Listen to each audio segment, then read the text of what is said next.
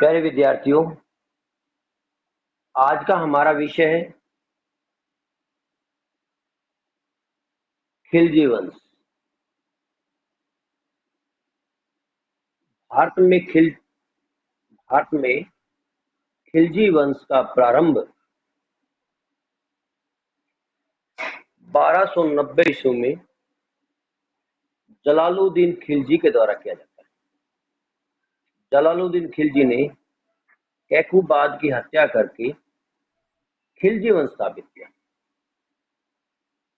ये वंश 1290 ईस्वी से और 1320 ईस्वी तक लगभग 30 साल तक शासन करता है। इनके बारे में कहा जाता है कि जलालुद्दीन खिलजी से लेकर अलाउद्दीन खिलजी, जो हमारे टॉपिक का प्रमुख केंद्र है, अलाउद्दीन खिलजी अपनी बाजार नियंत्रण पॉलिसी के लिए अलाउद्दीन खिलजी अपनी बाजार नियंत्रण पॉलिसी के लिए उस साइड चली जा अपनी बाजार नियंत्रण पॉलिसी के लिए विश्वविख्यात है। अलाउद्दीन खिलजी वो दिल्ली सल्तनत का ऐसा पहला सुल्तान था जिसके शासनकाल में दक्षिण भारत को जीता गया। लेकिन जीतने के बाद, इस अभियान के बाद, उन्हें करदाता राज्य के रूप में, उन राजाओं को करदाता राज्य के रूप में स्वीकार किया। जब उन्हें करदाता राज्य के रूप में स्वीकार किया, अपितु वो चाहता तो अपने साम्राज्य का भाग भी बना सकता, लेकिन कई कारण थे जिनके कारण उसने दक्षिण के जीते राजाओं को अपने साम्राज्य का भाग नहीं बनाया। हमारा जो टॉपिक है खिलजी वंश, ये सल्तनत काल के इतिहास में कई बातें इसमें बड़ी महत्वपूर्ण है। सबसे पहली बात तो हम देखते हैं दास वंश का आखिरी शासक कैकूबाद, जो बलवन का उत्तराधिकारी था। कैकूबाद ने 1287 से लेकर 1290 ईस्वी तक शासन किया। बलवन के द्वारा जो दरबार के अंदर जो कठोरता की नीति अपनाई गई थी, दरबार के अंदर जो अनुशासन और जो उदासीनता का वातावरण था, उसके स्थान पर जो अनुशासन जो स्थापित किया गया था कैकूबाद के द्वारा, ये इतिहास में प्रसिद्ध होता है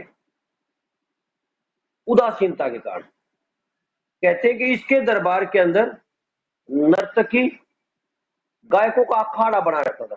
नर्तकी और गायकों जिनके ऊपर बलवन के द्वारा प्रतिबंध लगा दिया गया। बलवन ने अनुशासन की नीति अपनाई, इसने उदासीनता की नीति अपनाई। चलन दो नए, बलवन कहता है कठोर नीति, ये कहता है चलन दो। बलवन कहता है कि कोई भी यहाँ मजाक नहीं करेगा, ये कहता मजाक करो। अभी तो जो उसकी नीतियों को बिल्कुल चेंज कर दिया गया।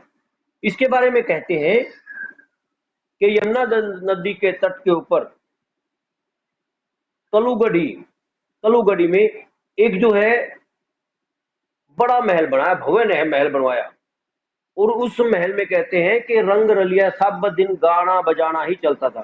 कुछ इतिहासकार इसको कैकूबाद को नहीं मानते, अपितु कुछ अलग अलग इतिहासकार भी, लेकिन ज्यादातर इतिहास इस बात को साबित करने का वर्णन करते हैं कि ये कैकूबाद के द्वारा ही एक महल का निर्माण किया। जिस प्रकार से लुई 14वें के द्वारा फ्रांस में वर्साय का महल बनाया गया, और उसके बाद ही वर्साय के महल के परिणाम स्वरूप इनका पतन हुआ था। लुई वंश का पतन हुआ था फ्रांस में 1789 में क्रांति हुई थी। उसी प्रकार से कहते कि ये महल था, ये रंगरलियों का एक स्थल बन चुका था। इसके संदर्भ में थोड़ी बात है वो जरूर बता देता हूँ 2 मिनट में। इसमें कहते हैं कि जो बेटा कैकुबाद जो था ना, वो ही एक अयोग्य सुल्तान था। हालांकि उसका लालन पालन जो हुआ था वो बलवन की कठोर नियंत्रण में हुआ था।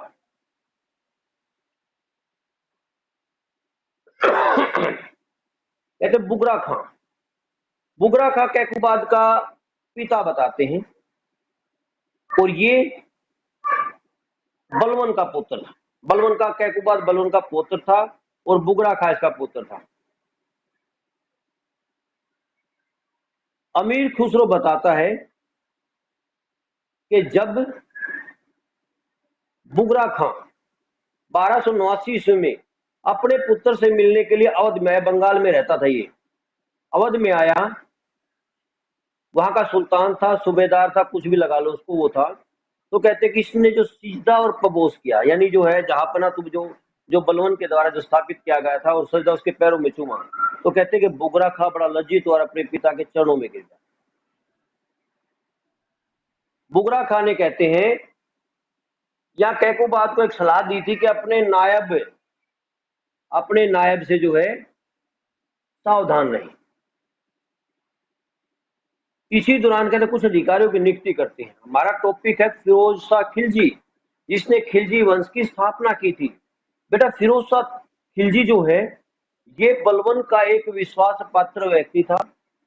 40 सरदारों के अंदर इसकी गिनती होती थी। फिरोज शाह खिलजी जो था, इसे कैकुबाद के द्वारा ही जो है उत्तर पश्चिमी सीमा प्रांत का रक्षक, और इसको जो कई उपाधियां भी दी थी। अब आता है खिलजी वंश की स्थापना। 1290 ईस्वी में खिलजी वंश की स्थापना, और 1320 ईस्वी तक इस वंश का आखिरी शासक जो है मुबारक खिलजी रहता है। ये खिलजी थे किस जगह पे, कहां से आए थे? खिलजी वंश का आपको एक बार वर्णन मिलता है त्राइन के पहले युद्ध में। बेटा आवाज क्लियर आ रही है ना? आवाज सुनाई दे रही आपको? बेटा ठीक है बेटा। खिलजी वंश का वर्णन मिलता है 1191 ईस्वी में त्राइन के पहले युद्ध के दौरान, जब जब जो है गोरी युद्ध में घायल हो जाता है, घोड़े से गिरने ही वाला था। उसी दौरान एक खिलजी सरदार, एक खिलजी सिपाही उसे बचाकर युद्ध क्षेत्र से बाहर ले जाता है। इतना वर्णन था। आगे भी ध्यान कहते कि इनका जो संबंध था वो अफगानिस्तान से है। इनका अफगानिस्तान की हेलमंद नदी की घाटी है, वहां के क्षेत्र को खिलजी नाम से पुकारा जाता है, और इसके अंदर रहने वाले जो व्यक्ति हैं वो खिलजी हैं। अब एक बात आ गई, ये अफगानिस्तान के मूल नहीं थे, अपितु ये भी तुर्क थे, लेकिन जो पहले के तुर्क थे उनकी तरह अलबारी तुर्क नहीं थे। तो वे वहां से आके अफगानिस्तान में आके बस गए थे। खिलजी क्रांति से अभिप्राय है, सो टॉपिक आता खिलजी क्रांति क्या थी। खिलजी क्रांति के संदर्भ में जो है कई बातें अलग अलग आती हैं। इससे पहले इस्लाम के अंदर जो भी सत्ता कायम हुई थी, उस सत्ता कायम में शक्ति का बल तो प्राप्त कर लेते थे, लेकिन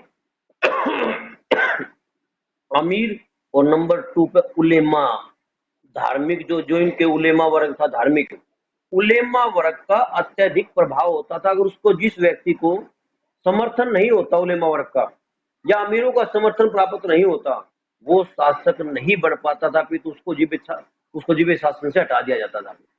ऐसा पहला शासन है ये जिसमें उलेमा वर्ग का आधार इसमें नहीं है।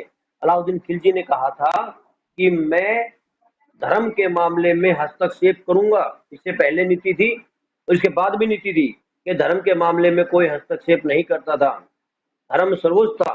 लेकिन अलाउद्दीन खिलजी ने कहा था कि मैं धर्म के मामले में हस्तक्षेप करूंगा यदि वो राजनीति के ऊपर हैवी हुआ, या मुझे ये प्रतीत हुआ कि ये मुद्दा राजनीति का है, ये मुद्दा राज्य का है। तो अलाउद्दीन खिलजी के ये स्पष्ट शब्द थे।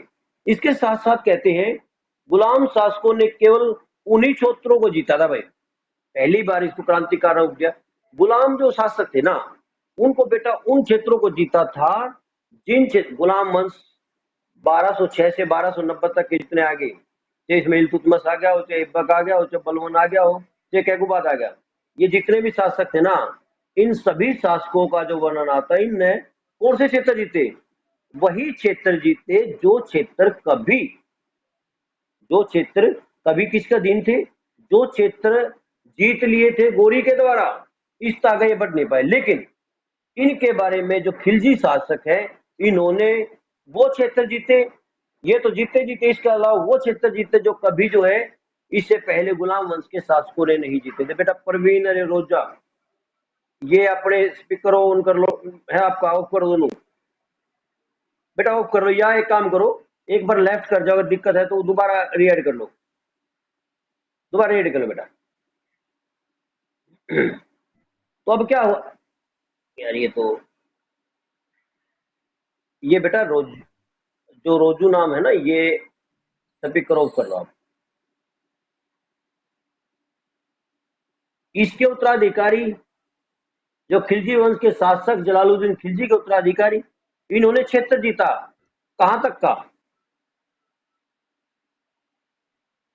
इन लोगों ने क्षेत्र जीता दक्षिण भारत तक का। इसके साथ एक बात और भी है, खिलजी वंश के शासकों के द्वारा पहली बार निम्न वर्ग के मुसलमान जो थे उनको ऊंचे पद दिए गए। निम्न वर्ग के मुसलमानों को पहली बार ऊंचे पद दिए गए। इससे पहले जो उच्च कुल के मुसलमान थे, दास तो थे वो, लेकिन उसके अंदर भी उच्च कुल के थे। बलबन जो है निम्न वर्ग के मुसलमानों से धरना करता था। यहां पहली बार मुसलमान जो थे उनको ऊंचे पद दिए गए जो निम्न जाति के लोग थे। इसको खिलजी क्रांति में क्या हुआ है, पहली बार बड़े क्षेत्र, बड़ी बात हुई खिलजी क्रांति में, खिलजी शासकों के द्वारा। जो तुर्क थे ना, तुर्कमेनिस्तान के जो आए हुए थे पहले, तुर्की के जो लोग थे, तुर्क मध्य एशिया के जो तुर्क आए थे, मुसलमान थे, वो अपने आप को भारतीय मुसलमानों से, अफगानी मुसलमानों से अपने आप को ऊंचा मानते थे, नस्ल में ऊंचा माना करते। पहली बार भारतीय मुसलमान, अभी भारतीय मुसलमानों की बात आ गई, सबसे ज्यादा पद भारतीय मुसलमानों को दिए गए। इससे उस परंपरा के ऊपर आघात पहुंचाया जो बार बार ये कहते थे कि तुर्क जो है, तुर्क नस्ल मुसलमानों की सबसे श्रेष्ठ नस्ल है। अलाउद्दीन खिलजी ने तो कहते भारतीय मुसलमानों को बहुत बड़े पैमाने पर अपने शासन का भाग बनाया, उन्हें बड़े बड़े पद दिए। इसमें मलिक काफूर भी उससे माजा है। मलिक काफूर भी तो भारतीय मुसलमान था, और वजीर बनाया था नसरत खां, मीरज, जफर खां, कई का नाम आता है जिन्हें वजीर तक के महत्वपूर्ण पद दे दिए। खिलजियों ने जनता, न अमीर वर्ग और न ही उलेमा का समर्थन प्राप्त था। ये भी इंपॉर्टेंट है। इससे पहले एक बात क्या होती, इनने बेटा कुल मिलाकर वहां के तलवार के जन पर राज करा पूरा, जनता का समर्थन हासिल नहीं था। जब जलालुद्दीन ने कैकुबाद का वध किया तो इसे किसी का समर्थन हासिल नहीं था। यो 1 साल तक दिल्ली आया भी नहीं। दूसरा, जब अलाउद्दीन खिलजी ने जलालुद्दीन खिलजी का वध कराया, जनता का समर्थन कौन था? अमीरों का समर्थन नहीं था, धर्म का समर्थन नहीं था। इसने क्या कराया, ये कहते, इसके बारे में तो बड़ी विख्यात कहावत है। इसके बारे में कहते हैं कि जो अलाउद्दीन खिलजी था बेटा कड़ा नामक स्थान पे, और जब वहां से चला ना, अपने चाचा की हत्या करा, अपने आप को सुल्तान घोषित करा। बर्नी कहता है कि जो है प्रत्येक मंजिल पर वह सोने की मुद्राओं को बिखेरता चला गया, सोने की मुद्राओं को बिखेरता चला गया, और जनता जनता जो है उसके इस बात को भूल गई कि चाचा का वध करके सुल्तान का वध किया है। अब जनता एक बात के लिए उसको जान लग गई, ओहो बड़ा सोना बिखेरा भाई, बस इस बात का समर्थन करने लगी, बहुत सोना बिखेरा इसने, इस बात का समर्थन करने लगी, इससे आगे कुछ नहीं। कहते हैं जलालुद्दीन फिरोज खिलजी, खिलजी वंश का पहला शासक, इसका प्रारंभिक जो है जीवन क्या था। सबसे पहले कहते हैं बेटा इसकी उपाधि क्या थी। एक तो इसकी उपाधि का नाम आता है इब्ने सईफ। इब्ने सईफ का मतलब होता है तलवार का बेटा। दूसरा शाइस्ता खां, इसका राज्याभिषेक हुआ था किलोखरी महल में। प्रारंभिक जीवन कहते हैं मलिक फिरोज इस वंश से संबंधित है, खिलजी कबीले का तुर्क था। और मलिक फिरोज खिलजी कबीले का तुर्क था, तो कहते हैं कि उसने अपने भाई शिहाबुद्दीन और उसके पुत्र अली के साथ अनेक वर्षों तक बलवन की सेवा की। जलालुद्दीन बलवन के खासम खासों में इसकी गिनती थी। उत्तर पश्चिमी सीमा प्रांत में जो बार बार जो मंगोल आक्रमण हो रहे थे, उन लड़ाइयों को सफलतापूर्वक जलालुद्दीन फिरोज खिलजी ने रोका था। कैकूबाद के समय में उसे आरिज ममालिक युद्ध मंत्री का एक महत्वपूर्ण पद भी दिया। कहते हैं कि वह 3 महीने तक क्यूमर्स के संरक्षक और वजीर के रूप में भी रहा था। 1290 ईस्वी में 1290 ईस्वी में जलालुद्दीन ने कैकूबाद का वध कर दिया और स्वयं सुल्तान घोषित हो गया। स्वयं किलोखरी को इसने शुरू में अपनी राजधानी बनाया, क्योंकि 1 साल के लिए ये दिल्ली नहीं आया। क्यों? क्योंकि दिल्ली में सरदारों को और नागरिकों को ये पसंद नहीं था। इसके बाद कहते हैं कि कोतवाल, दिल्ली का कोतवाल था फखरुद्दीन, और दिल्ली की जनता ने इसे एक लेटर दिया, पत्र भेजा, आदमी भेजा, उसका पत्र भेजा, इसको बुलाया, तो तब जाके दिल्ली पहुंचा। अब इसके बारे में जलालुद्दीन खिलजी के बारे में एक बात कहती है कि 70 साल की उम्र में सुल्तान बने। 70 साल की उम्र में जब ये सुल्तान बना तो सबसे वृद्ध सुल्तान है, सबसे बड़ी उम्र का सुल्तान है। 2 नंबर कई बार यारे पूछ ले और कंपटीशन पूछ लिया करें। कहते कि यही कारण था कि जो 70 साल की उम्र में सुल्तान बना, तो यही कारण था कि जो है इसके विचारों पर इसका उम्र प्रभावित करती थी, इसके विचारों को। बर्नी कहता है ये चिट्ठी को नुकसान पहुंचाना, एक चिट्ठी को नुकसान पहुंचाना भी नहीं चाहता था। इसकी स्पष्ट नीति थी, ये विश्वास करता था कि चिट्ठी को भी नुकसान ना पहुंचाया जाए। कहते विद्रोहियों के साथ अनुचित व्यवहार करता, दयालु, जो विद्रोह करके लोग उनके साथ दयालु पूर्ण व्यवहार करता है। ये कहा करता था मैं एक वर्द मुसलमान हूं और मुसलमानों का रक्त बहाने की मेरी आदत नहीं। वह विद्रोहियों को माफ कर देता था। कुछ उदाहरण देखते बेटा।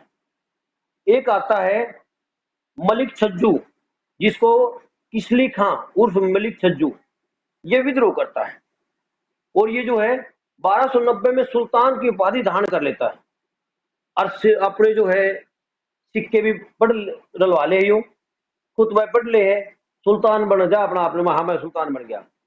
इसको जो अलाउद्दीन खिलजी पकड़ ले है। अलाउद्दीन खिलजी जो है इसका जलालुद्दीन खिलजी का भतीजा था और जो है उसकी पुत्री के साथ, जलालुद्दीन खिलजी के पुत्री शादी हुआ, यानी इनकी जो मैरिज होती थी, चाचा ताऊ आपस में, जो चाचा मैं ताऊ मैं उनकी बहन गए, इस प्रकार के खुद खुद का खून छोड़ा गया, उसकी माँ का था, बाकी अगर इनके साथ मैरिज हो जाती थी अपने परिवारों के अंदर। तो बेटा जलालुद्दीन खिलजी ने, जिस आदमी ने अपने आप को सुल्तान घोषित कर लिया हो, जिसने सिक्के भी डाल दिए हो, उस आदमी को भी जलालुद्दीन खिलजी ने कहते माफ कर दिया और मुल्तान भेज दिया, चला जा। कितनी बड़ी बात है, बहुत बड़ी बात है कि जिस आदमी ने विद्रोह, उस समय ऐसा था विद्रोहियों के सर कलम करवाए जाते थे, इसने माफ कर दिया। एक ताजुद्दीन कुची का जिक्र आता है। ये कौन था? ये बलवन के 40 सरदारों में शामिल था।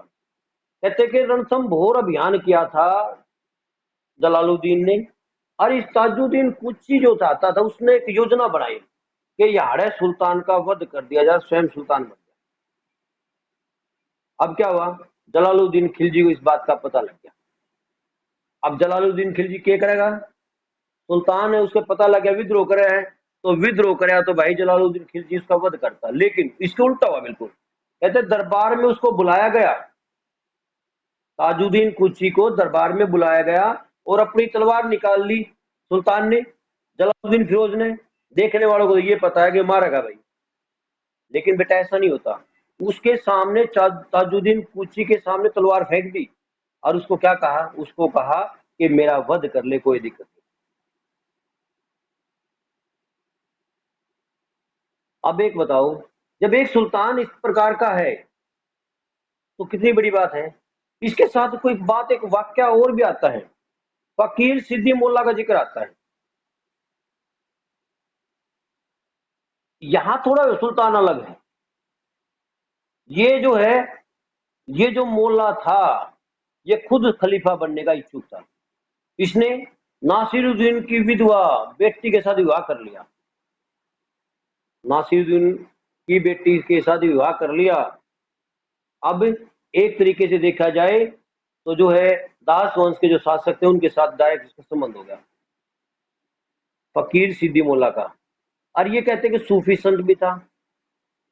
इसके बारे में अलाउद्दीन खिलजी अपना पक्ष होता है और उसका वध कर देता है। जलालुद्दीन खिलजी के बारे में कुछ और अभियानों की बात आती है। कहते हैं कि जलालुद्दीन खिलजी का दूसरा पहलू भी था। जलालुद्दीन खिलजी ऐसा पहला सुल्तान है जिसने उदार निरंकुशवाद की नीति अपनाई। यही वह पहला सुल्तान है जिसके बारे में कहा जाता है राज्य को शासितों के स्वैच्छिक समर्थन पर आधारित होना चाहिए। जिनके ऊपर शासन कर है ना, उस समय की बात है जिस समय तलवार का दम, वो कहता है कि जिसके ऊपर शासन किया जाता है उनकी इच्छा के अनुसार राजा को शासन करना चाहिए। सर्वप्रथम उसी ने घोषित किया था कि दिल्ली सल्तनत सही अर्थों में कभी इस्लामिक राज्य नहीं हो सकता। ये पहला सुल्तान है, देख लो आप सुनकर कि ये कहता है कि सब पहली बार कहता है कि भाई कोई भी जो है ये इस्लामिक राज्य दिल्ली सल्तनत नहीं हो सकती। वो कहता है कि मैं हिंदुओं द्वारा मूर्ति पूजा करने, अपने धर्म का प्रचार करने, अनुष्ठानों का संपादन करने पर रोक नहीं लगाऊंगा। भले ही हिंदू भले ही हिंदू के ये कार्य कुफर के प्रमाण हो, यानी जो है धर्म विरोधी हो, इस्लाम के खिलाफ हो, लेकिन मैं जो है ऐसा काम नहीं करूंगा। जलालुद्दीन के द्वारा जो है कुछ अभियान किए गए। रणथंभौर अभियान की बात आती है जिसमें जो है ताजुद्दीन कुची उसका वध करने की कोशिश करता है। रणथंभौर अभियान होता है। अब रणथंभौर अभियान के बारे में ये विजय प्राप्त नहीं कर पाता। एक छोटा किला तो जीतता है, जैन का किला, रणथंभौर का किला नहीं जीत पाता। इसके बारे में ये कहता है क्योंकि रणथंभौर का किला बेटा बहुत सुदृढ़ किला होया करता, बाद में जो अलाउद्दीन खिलजी के द्वारा जीता गया। ये इसके बारे में कहता है कि एक मुसलमान के बाल को ऐसे 10 किलो की तुलना में महत्वपूर्ण मानता हूं और बिना जीतते वापिस चले आया। क्यों से ये एहसास हुआ कि रणथंभौर के जो राजपूत शासक थे वहां इसको दिक्कत आएगी, ये पराजित होगा, इसकी बहुत ज्यादा सेना मारी जाएगी अगर जीत भी गया तो। इसे अपनी हार का अंदेशा होता है और इसे आभास होता है कि यहाँ जो रणथंभौर के किले के ऊपर बहुत बड़ी संख्या में मुसलमान मारे जा सकते हैं। इसीलिए ये शब्द यूज करता है कि एक मुसलमान का बाल भी मतलब अगर टूटे ना पट्टे उसकी तुलना में मैं ऐसे 10 किले जो महत्वपूर्ण किले जो है उनको भी त्याग दूं। ये शब्द अगर देखा जाए तो क्या है, एक दयालु मुसलमानों के प्रति इसकी बड़ी नीति, हालांकि हिंदुओं के प्रति थोड़ी सहानुभूतिपूर्ण नीति है लेकिन मुसलमानों के प्रति तो इसकी विशेष नीति रही। अब कहते हैं मंगोल अभियान। मंगोल 1290 ईस्वी में बेटा अब्दुल्ला है, मंगोल अब्दुल्ला ने पंजाब पर आक्रमण कर दिया। और ये कौन था, अब्दुल्ला हलाकू का पुत्र था जो बलवन का नायब रहते हुआ आया था, और उस समय जो है हाथ भी मिलाया था और शक्ति प्रदर्शित भी कर दी बलवन ने। यह ईरान में स्थापित मंगोल शाखा का अंतिम आक्रमण था भाई। जलालुद्दीन ने क्या कराया? जलालुद्दीन ने इनके साथ, अब्दुल्ला के साथ भेंट की और इसे पुत्र कहकर संबोधित किया। इसी का टाइम था जो ये आक्रमण हुआ, इसी का प्रतिफल था। कहते हैं कि चंगेज खां के एक अन्य वंशज उल्गू ने 4000 मंगोलों के साथ इस्लाम धर्म स्वीकार किया। इन्हें नवीन मुसलमान कहा जाता है। 4000 मंगोलों ने इस्लाम धर्म स्वीकार किया जलालुद्दीन के समय में। इन्हें नवीन मुसलमान कहा जाता है। और ये कहाँ बसाया गया?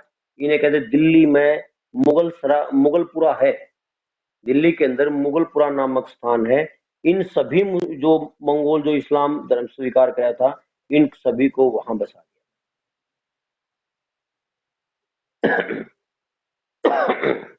अब कहते हैं कि दक्षिण अभियान, अलाउद्दीन खिलजी को भेजा गया दक्षिण अभियान पे।